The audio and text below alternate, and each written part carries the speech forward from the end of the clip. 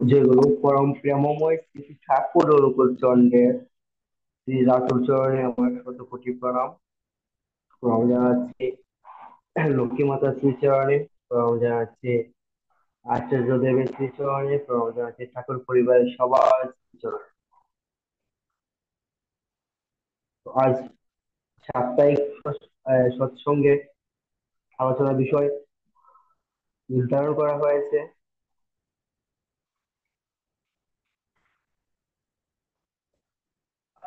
উম,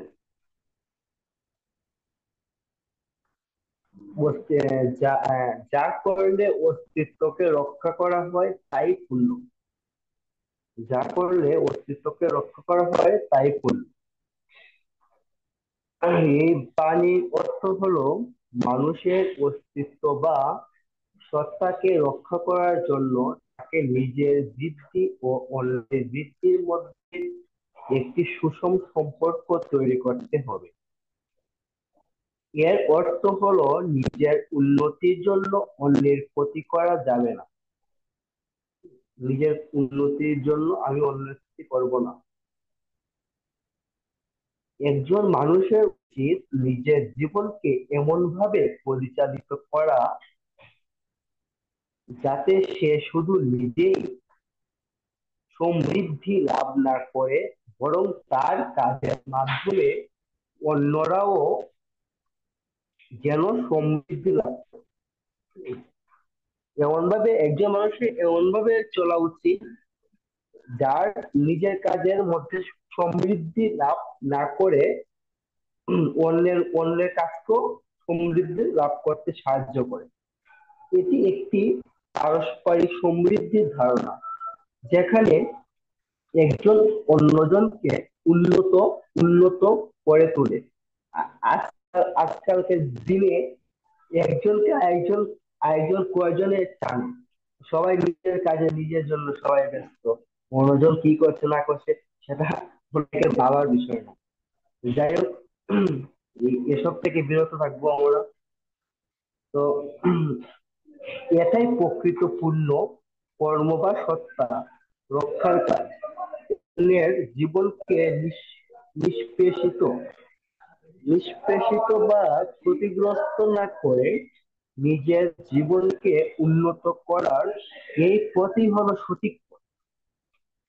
সমৃদ্ধির পথে চালিত করা নিজের বাসা বাড়াকে নিজের বাসা বাড়াকে সমৃদ্ধির পথে চালিত করা, অর্থাৎ নিজের জীবনকে সমৃদ্ধ করার জন্য সঠিক পথে এগিয়ে নিয়ে যাওয়া এবং এই প্রক্রিয়ার অন্যকে সমৃদ্ধ করা।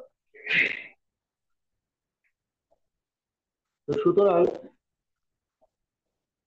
সত্তা সমৃদ্ধি বলতে বুঝি নিজের অস্তিত্ব বা জীবনকে উন্নত এবং সমৃদ্ধ করা। অন্যের সমৃদ্ধি নিজের সমৃদ্ধির পথে অন্যকে নিয়ে যাওয়া, অন্যের জীবনকে উন্নত করা, আগে যা বলছি। এই বাণীর এই বাণীর একটা অর্থ বোঝা যায়। তো শ্রী শ্রী ঠাকুর অনুকূলচন্দ্র এই বাণী মানুষের জীবনকে একটি সামৃদ্ধিক দৃষ্টিতে দেখার কথা বলে। এখানে কেবল নিজের স্বার্থ নয়, বরং অন্যের কল্যাণও অন্তর্ভুক্ত। যখন একজন ব্যক্তি নিজের উন্নতি করার পাশাপাশি অন্যের উন্নতিতেও সহায়ক ভূমিকা পালন করে, তখন তার অস্তিত্ব রক্ষিত হয় এবং সেটাই প্রকৃত পুণ্যকর্ম হিসেবে বিবেচিত হয়।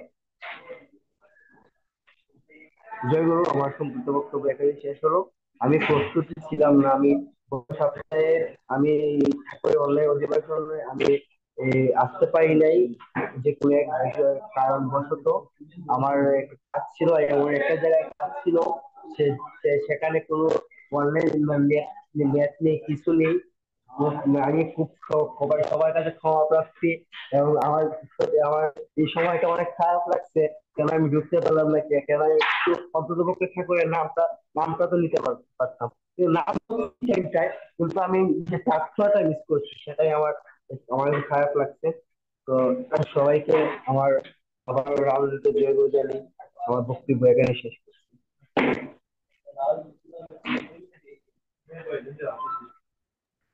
জয় গুরু। জয় গুরু।